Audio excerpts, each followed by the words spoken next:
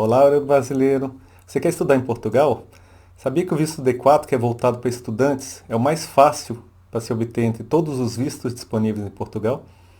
E é possível trabalhar com visto de estudo? E dá para renovar o visto? E como se faz para tirar o visto D4? Quais são as etapas? Qual o custo do visto? E o prazo para sair? Se você tem alguma dessas dúvidas, fique aqui comigo que depois da vinheta vou falar tudo que você precisa saber sobre isso.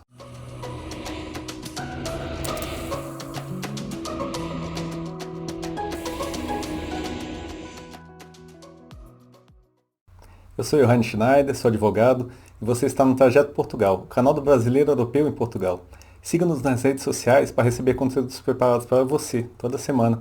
Se você não está inscrito aqui no canal, se inscreva e ative o sininho para ficar sabendo assim que novos vídeos forem publicados. Bom, vamos ao que interessa, né? Que é o visto de estudo. Se você tem cidadania de algum país da União Europeia, você não precisa de visto para estudar, né? Basta se candidatar ainda no Brasil, né? Ou vir para Portugal e se candidatar aqui mesmo. Mas se você não tem uma dupla nacionalidade, vai precisar de fato de um visto de estudo, né? Que também é conhecido como visto D4. Não sei se você sabe, né? Mas os vistos e autorizações de residência são coisas diferentes, tá? Há vários tipos de visto de residência. E eles autorizam aí a entrada em território português, né? Com a finalidade de morar, estudar, trabalhar, entre outras formas. E com essa autorização em passaporte, e uma vez já estando em Portugal, é possível você solicitar essa autorização de residência. E com autorização de residência para estudante, você obtém o acesso a vários direitos. Além do direito de estudar também, né, ao de exercer uma atividade profissional, que eu vou falar mais à frente, né, você também tem acesso à saúde, ao regrupamento familiar, entre outras vantagens. Por isso que é tão importante se planejar para vir morar legalmente. Por exemplo, se você não vem com visto e entra como turista, né, com intenção de morar em Portugal, você corre alguns riscos, tá? Como de não entrar em Portugal mesmo, ou mesmo de não conseguir permanecer aqui depois dos 3 meses. Eu acho que todo mundo já viu, né, casos de pessoas que infelizmente se planejaram e não conseguiram se estabelecer aqui em Portugal. Basta fazer uma busca aí pela internet que você vai encontrar dezenas, até centenas de relatos aí sobre isso. Além do risco, né, se você entrou em Portugal e deixou a família no Brasil, somente vai conseguir o reagrupamento familiar após a sua manifestação de interesse, que é um processo aí que exige várias condições, né, e que é muito demorado. Está levando aí em média 2 anos. Imagine aí você ficar longe da sua esposa, marido ou filhos tanto tempo, né, 2 anos. Pois é, se você se planejar, pode vir tranquilo, né, e viver o dia a dia aqui em paz, né, sem medos. Isso não tem preço, de fato não tem, tá? Mas voltando ao visto de estudo, ele não é apenas para quem vai fazer universidade, tá? Claro que esse visto é também para ensino superior, seja para graduação, mestrado ou doutorado, mas também é para programas de intercâmbio, né, de estudantes, de ensino secundário, para estágio, voluntariado, cursos técnicos, aqueles que são com a formação profissional, né? E esse visto pode ser temporário ou de residência. O visto temporário é para estudos por períodos superiores a 3 meses, e iguais ou inferiores a 1 ano, né? Que podem ser aí para cursos, intercâmbios, estágios profissionais não remunerados, tá?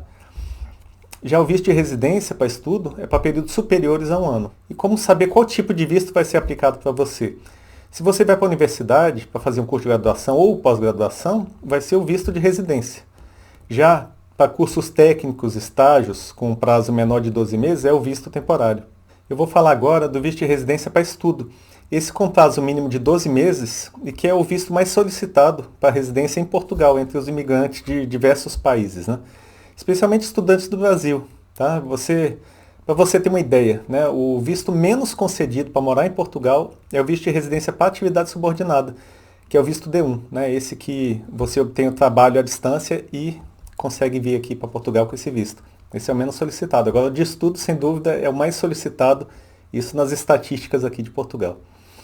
Agora, falando do que é necessário para obter esse visto, tá? Conforme os requisitos aí da VFS Global.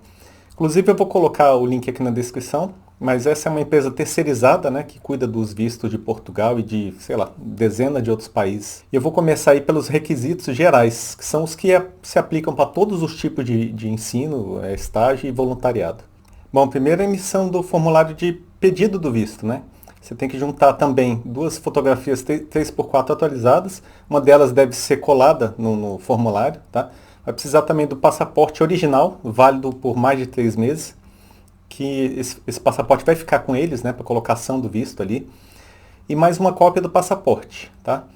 Além disso, você vai precisar de um seguro viagem, que pode ser o PB4, também conhecido como sedã, tá? Falei do PB4 nesse vídeo aqui, né? Eu vou colocar o link na descrição, que vai ajudar bastante aí para você. Tem também de documentação certificado de registro criminal da Polícia Federal dos últimos 30 dias, tá? Com uma apostila diária. Por isso que tem que ser feito já em cima da hora, né? Dura só 30 dias, então você tem que deixar isso dos últimos documentos aí, tá? Também o requerimento para consulta do registro criminal, né, em Portugal. Então você vai permitir que eles façam essa checagem, né, da sua situação aqui em Portugal. E por fim o comprovativo de meio de subsistência, tá? Isso como requisitos gerais. E você vai precisar juntar também 2 vias do checklist preenchidas, que é esse, na verdade, o checklist dessa documentação que eu estou citando aqui, né? Então você vai preencher lá o checklist e juntar 2 vias, também com esse requerimento que eu citei aí do CEF, né? Para registro do criminal aqui em Portugal, e o próprio formulário de pedido do visto, que é um formulário específico, tá? Da VFS, do consulado, né? Que pode ser inclusive preenchido na entrevista, que eu vou falar mais à frente do que você vai precisar fazer aí para não ter risco do seu visto ser negado. Além dessa documentação toda, tem que assinar o termo de consentimento em relação à contratação do serviço da VFS Global, tá? Porque eles vão intermediar esse processo, né? Estão prestando serviço aí para o consulado. E a VFS Global possui 5 unidades no Brasil, tá? Que é em São Paulo, no Rio, Brasília, Nova Lima, que é Minas Gerais, né? E em Salvador. E é uma lista de jurisdição da VFS para atendimento de cada unidade. Tá? Por exemplo, São Paulo atende, além de São Paulo, também Mato Grosso do Sul, Paraná, Rio Grande do Sul e Santa Catarina. Brasília também atende aí DF, Goiás, Tocantins, Rondônia e Mato Grosso. E por aí vai. Vou colocar na descrição a relação dessa lista para você poder acessar. Agora falando sobre o passaporte, apesar da VFS aceitar passaporte com validade mínima de 3 meses, né, como eu falei, é recomendável que o seu passaporte tenha um prazo superior. Inclusive, porque se você tiver o passaporte com menos de 1 ano, eu até recomendo que você tire um outro, porque o custo aqui é muito mais elevado, você paga praticamente 3 vezes o valor do passaporte aqui, se for tirar no consulado. Então, se tiver com menos de 1 ano, ou até 2 anos, vale a pena tirar um outro antes de vir, tá? Eu falei disso nesse vídeo aqui, tá? O link para acessar eu vou deixar na descrição. E além disso, né, como exigência, eu tenho também o comprovativo de subsistência, por visto de residência para estudo, intercâmbio de estudantes, estágio profissional ou voluntariado, que corresponde aí ao salário mínimo português, tá? Que atualmente está em 705 euros, vezes o número de meses de permanência do requerente aqui. Se comprovar que possui um alojamento, por exemplo, o valor é reduzido em 50%. E se também tiver assegurada a alimentação, né, somada a isso, você tem uma redução até de 90%. Então é um valor bem interessante, né, se for o seu caso, tá? Agora, o valor mesmo, né, do meio de subsistência é um valor significativo, né? Mas não é tão elevado quanto o valor de visto de curta duração, tá? Que pede 75 euros, né, na entrada e mais 40 euros por dia de permanência. Então é um valor bem mais elevado, né? Vamos considerar aqui que com 12 meses de visto de residência, né, que eu vou chamar de longa duração, você teria que ter 8.460 euros, né, que são 705 vezes 12. Agora, com 12 meses aí, com visto de curta duração, desses 75 mais 40, né, você teria que ter aí 14.635 euros. Quer dizer, 6.000 euros a mais do que o visto de longa duração. Mais à frente eu vou falar aí ainda sobre questões importantes em relação a esses meios de subsistência, que você não vai encontrar aí pela internet, então fique comigo aqui. E voltando à documentação, eu falei dos requisitos gerais, né, para todos os tipos de requerimento de visto D4, né, esse visto de estudo. Agora eu vou falar dos documentos específicos. Para o ensino superior, tem que juntar o aceite da instituição de ensino superior, né, para a frequência do programa de estudos, né. Então, a carta de aceite da universidade consta ali, quando você recebeu essa aceitação pela universidade para fazer o curso, consta ali qual curso, quanto tempo dura, quando vai começar, as taxas pagas, né? Entre outras informações. Além disso, você tem que comprovar, né, que possui recursos suficientes para essa frequência, tá? por esse período. Lá no formulário consta que estão dispensados de provar meio de subsistência também os nacionais de estado terceiro, né, de língua portuguesa. Então, assim, na teoria, o brasileiro teria direito, né? Quer dizer, não precisaria comprovar meio de subsistência. Mas na prática, se você tentar o visto sem comprovar os meios de subsistência, a chance é que você não vai conseguir o visto, tá? Para conseguir a aceitação da instituição de ensino, tem que se candidatar a uma faculdade portuguesa ainda no Brasil, tá? E que tem muitas instituições aí que é permitido utilizar, inclusive, a nota do Enem, né, na licenciatura, sem a necessidade de prestar um exame daqui, né, que chama Concurso Nacional de Acesso. É como se fosse um vestibular no Brasil. E essa possibilidade de usar a nota do Enem é pela aplicação do Estatuto do Estudante Internacional. Mas é importante você saber que se você possui uma cidadania portuguesa ou de outra europeia aí, né, daqui da União Europeia, você vai entrar como europeu. E aí, quer dizer, pode não conseguir recorrer a esse estatuto, tá? Quer dizer, usar a nota do Enem. Algumas universidades cobram aí uma declaração sobre isso, tá? Assim, dizendo que você não é cidadão ou que não está entrando como cidadão, tá? Mas a de Lisboa, por exemplo, até permite aplicar aí o estatuto se tiver uma nacionalidade da União Europeia, que não é de Portugal, tá? Se for de Portugal não tem como, mas você pode ter uma residência, assim, na verdade, desde que você não tenha uma residência habitual nesse país, tá? Da União Europeia, que você tenha cidadania. A documentação e as datas para candidatura depende de cada universidade, mas muitas possuem vagas aí específicas para brasileiros, tá? Como é o caso aí da Universidade de Coimbra, do Porto, a própria de Lisboa, né, que eu falei. Na verdade, a nota do Enem pode ser usada em mais de 50 instituições em Portugal. Vou colocar na descrição um link das instituições que aceitam, para você conseguir aí ver as possibilidades, tá? Mas vale a pena checar aí nas instituições, já que pode ter ocorrido aí alguma alteração. E há inclusive instituições que permitem a redução da propina, tá? A propina aqui é mensalidade, né? Como a mensalidade no Brasil, para os mais bem classificados no processo de seleção. Então, por isso que vale a pena aí fazer uma busca e olhar o regulamento, né, de cada instituição antes de se candidatar, para você escolher a universidade e o curso mais vantajoso para você. Mas é importante dizer que nem todo curso aceita a nota do Enem, tá? É o caso aí do curso de medicina. Então, você tem que pesquisar aí. Normalmente, os cursos da área de saúde não aceitam, tá? Para a candidatura, a maioria das universidades utiliza a forma online, tá? Algumas poucas aí exigem a documentação física. Você pode checar no site das instituições os prazos para inscrição, os cursos de graduação, né? Aí, licenciado, mestrado integrado, que corresponde ao primeiro ciclo, né? Os cursos de mestrado, que é o de segundo ciclo, ou doutoramento, ou doutorado, né? De terceiro ciclo. E para esse processo, o primeiro passo é verificar o cronograma, né, do processo seletivo. Depois, a lista dos documentos exigidos aí. Normalmente se pede cópia do passaporte, né, o print screen, né, da classificação do Enem, né, se você for utilizar a nota do Enem. Documento comprovativo da conclusão do ensino médio no Brasil. A graduação ou licenciatura, ou grau equivalente, né, se for o seu caso, né, para a candidatura a mestrado. Por isso que é tão importante apostilar seus certificados, o histórico escolar, diploma também, e a ementa do curso que você fez. Tá? Eu fiz assim, esse vídeo aqui, né, sobre o reconhecimento do diploma. Vale a pena dar uma conferida. Eu vou colocar o link na descrição aí para te ajudar nisso também. E sobre a ementa, tá? Para que você não gaste uma fortuna com apostilamento, porque é um calhamaço, né? Você vai pedir para a universidade uma declaração, né, informando que todo aquele documento ali, aquele grupo de papéis ali, o calhamaço, se trata apenas de um documento para apostilar, apenas um. Que se você fizer isso, se você não fizer isso, né, na verdade você corre o risco aí do cartório querer apostilar, né, por folha, fazer um apostilamento por folha e aí vai sair uma fortuna. A ementa também é importante porque serve ainda para acreditação, que é a eliminação das matérias semelhantes, aí, né, considerando as que você cursou na universidade.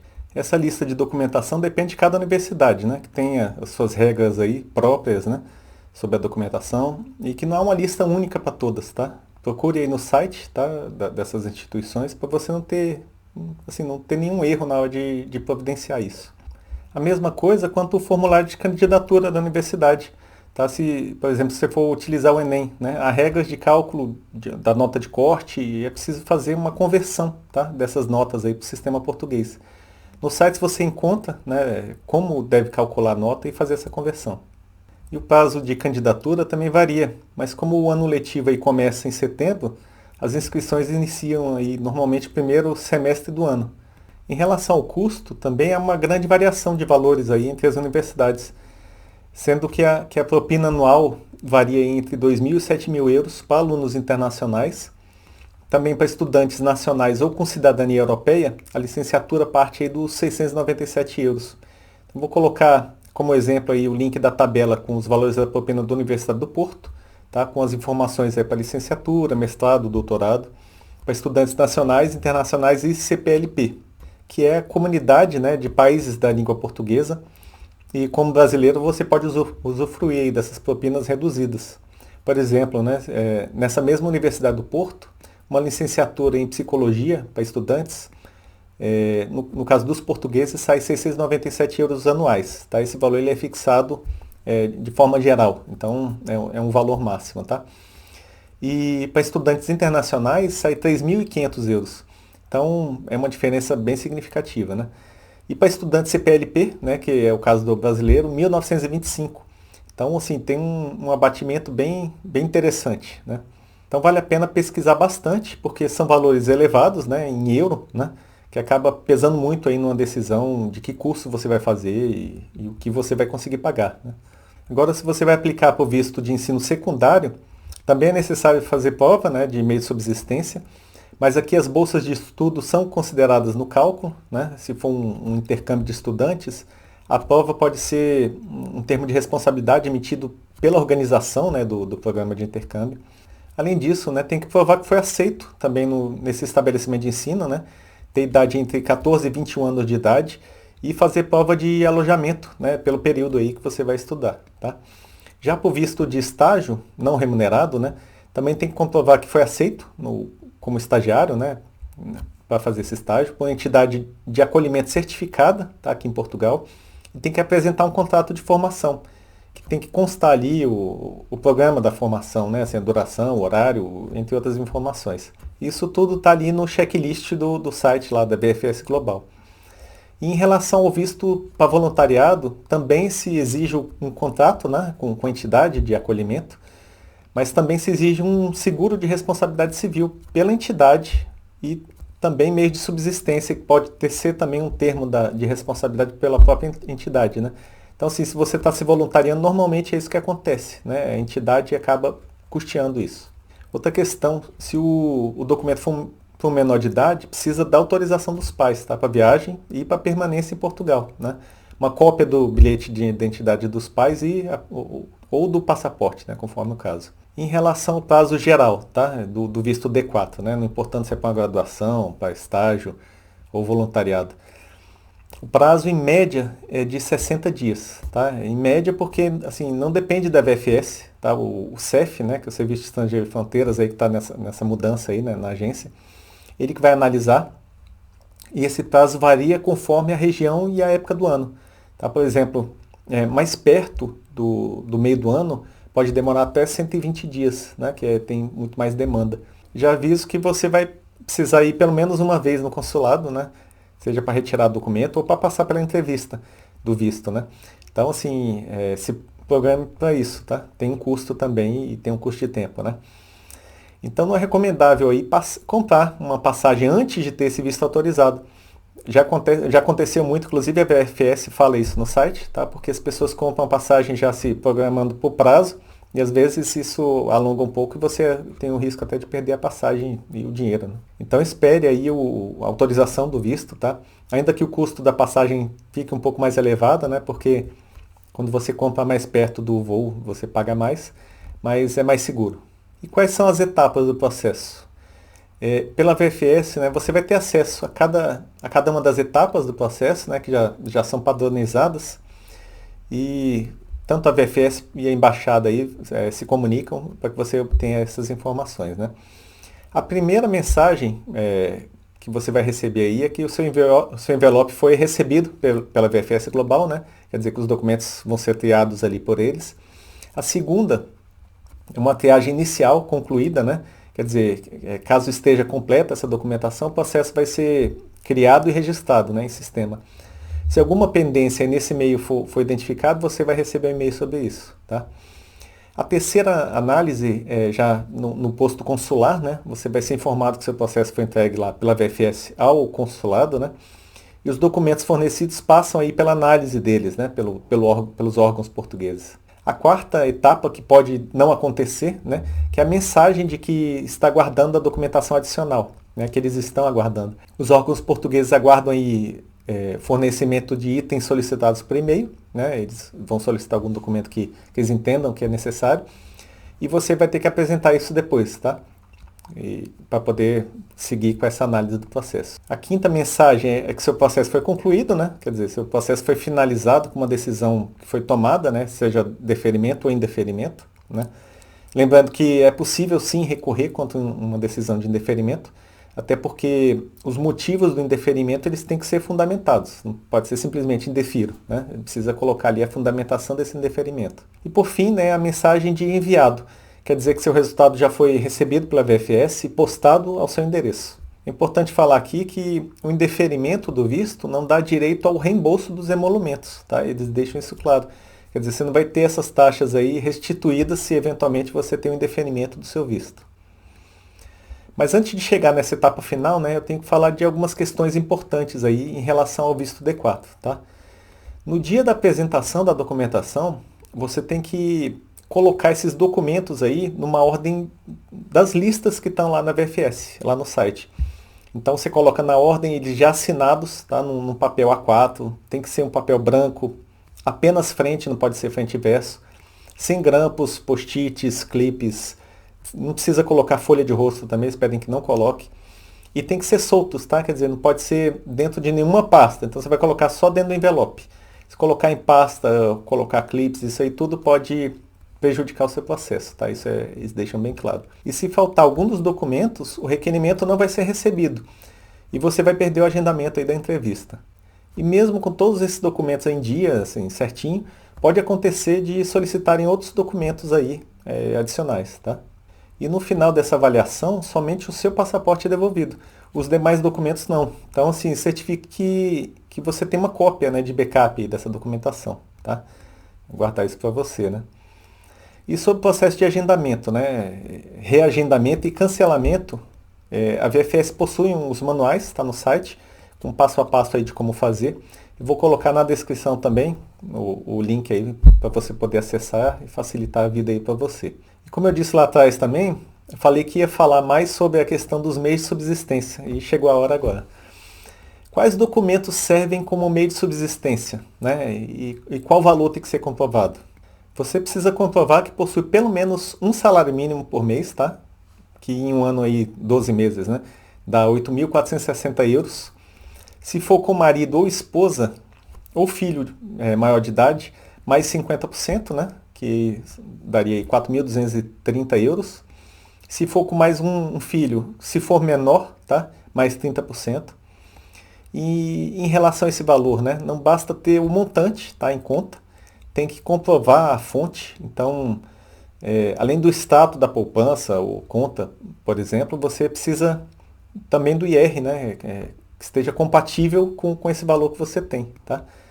Outra forma de ter esses meios de subsistência é com alguém que te patrocine, né? Por exemplo, um pai ou mãe, né? Mas também precisa comprovar a fonte. Então vai ser necessário, além do recurso, da comprovação do recurso, né? Essa transferência, coisa do tipo, você também tem que ter o IR, né? Do seu pai ou da sua mãe, conforme o caso. Inclusive, eles podem fazer também um termo de responsabilidade, tá? Com os documentos, por exemplo, anexando saldo bancário, movimentação de conta, que é uma forma também de comprovar, né? Mas não é recomendável aí que o patrocinador seja o seu marido ou esposa, tá? Seja o seu responsável financeiro. Porque pode comprometer depois o reagrupamento quando for comprovar meios de subsistência. Há um grande histórico aí de reagrupamento, tá? Com problemas nessa questão do patrocínio de cônjuge e muitas vezes o visto é negado. Também há um entendimento aí que pode configurar, né, um pretexto aí para mudar para Portugal e não para estudar, né? Que é a finalidade do visto, né? Que é o visto de estudo. E aquela fala assim que o estudante tem que ir para estudar e não para trazer família, né? Então a dica aqui é que se a ideia é mesmo para estudar e se o recurso está na conta do cônjuge, é melhor transferir para a conta de quem vai, né, tirar o visto, né, vai para Portugal com visto. Até porque quem é sustentado, né, segundo o que eles falam, não pode sustentar para fins de reagrupamento no futuro. Então, se você está em Portugal sustentado, como você vai reagrupar alguém sem o recurso próprio, né? Quer dizer, você vai depender do recurso dessa pessoa que está te bancando para fazer um reagrupamento com ela aqui. Então, isso pode dar problema de fato, tá? A mesma coisa quando há requerimento para estudo por pessoas mais velhas e casadas, tá? Muitos tiraram o visto aí no passado, né? Tem muito histórico disso, visando só o reagrupamento, né? Para trazer a família. E vieram com visto de estudo. E com esse histórico aí, hoje o risco de indeferimento é grande. Mas não quer dizer que o motivo do indeferimento vai ser esse, né? Vai ser um outro motivo. Mas sim, com o visto você tem sim direito ao reagrupamento familiar, que pode ser solicitado pelo titular do visto em Portugal para a família que está no Brasil. Ou uma outra opção também é o titular viajar com visto, tá? E com sua família, como turistas, né? Solicitando depois o reagrupamento direto ao CEF, tá? E não há nada de ilegal nisso, tá? E voltando à questão do alojamento, né? Você deve comprovar a hospedagem, né? Que pode ser um hotel, um Airbnb, um hostel, carta convite, né? Que é um documento que alguém vai se responsabilizar por suas despesas, né? Em Portugal. Também é possível com a bolsa de estudos, né? Que conste ali um montante que foi atribuído para essa finalidade, né? O importante é que as informações precisam ser coerentes, né? E isso pode ser checado. E acredite, depende de quem analisa. Não existe um padrão, tá, de análise e você em Portugal vai perceber que isso é mais comum do que se imagina. E sobre o custo, o visto fica em R$ 656,79, tá?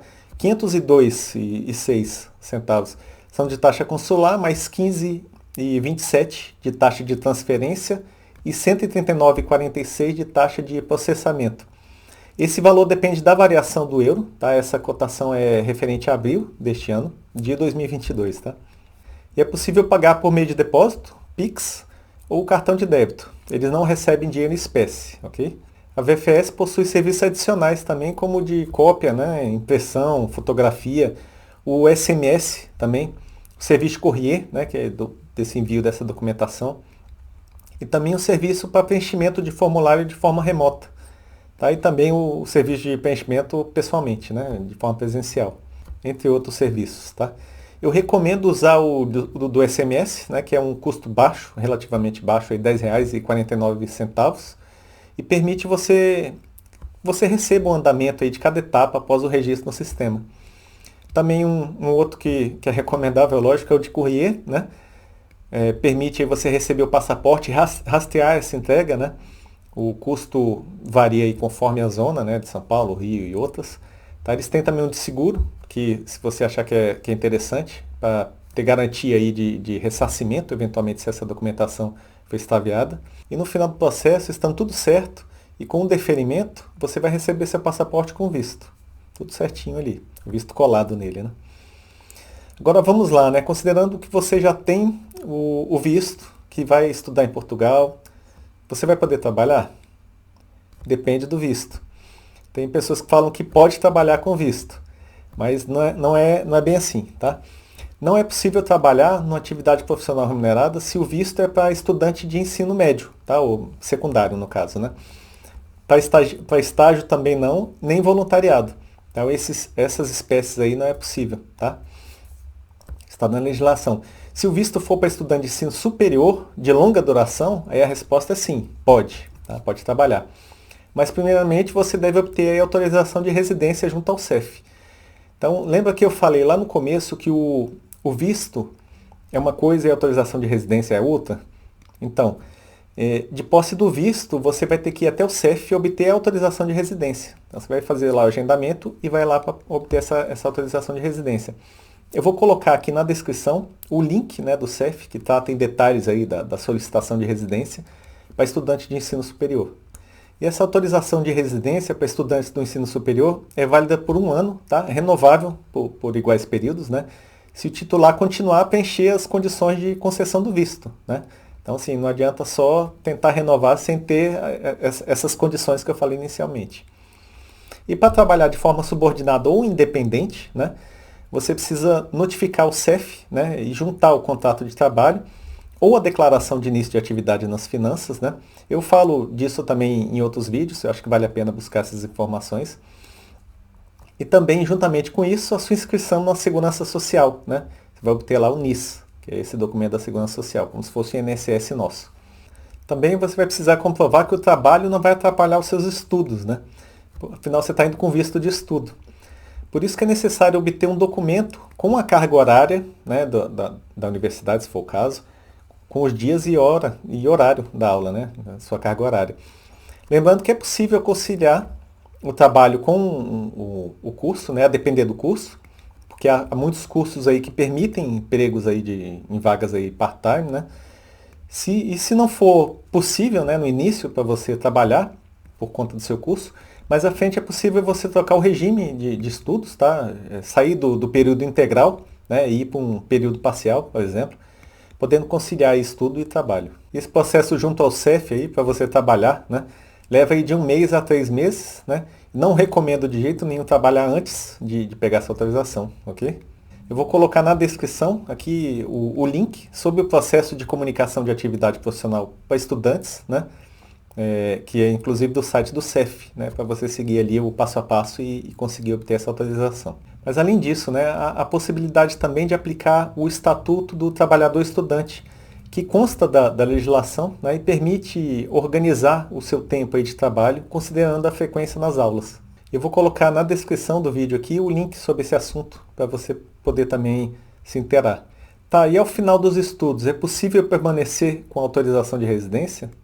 Sim, tem previsão legal e dispensa o visto de autorização de residência para os que pretendam exercer uma atividade profissional ou independente, né, usufruindo aí do prazo de 1 ano para procurar trabalho ou constituir empresa compatível com suas habilitações. Isso é uma ótima notícia, né? Bom, é isso. Resumindo o vídeo de hoje, né, eu falei sobre o visto D4, que é esse visto para estudo, né, como requerer, as etapas, o prazo, o custo, como trabalhar com esse visto, né, e dicas importantes aí para você conseguir, enfim, aí, obter o visto e a segurança, né, de conseguir uma autorização de residência em Portugal. Espero mesmo que esse vídeo tenha te ajudado de alguma forma. Se você gostou, curta aí e compartilhe com as pessoas que de repente podem estar precisando dessa informação. Se quiser deixar alguma mensagem aí, tirar alguma dúvida, coloque nos comentários que eu vou responder aí tudo com muito gosto, tá? Sugestões de temas também de vídeos aí futuros são bem-vindos, né? Então fique à vontade para pedir. Agradeço aí pelo seu tempo, melhores cumprimentos e até o próximo vídeo.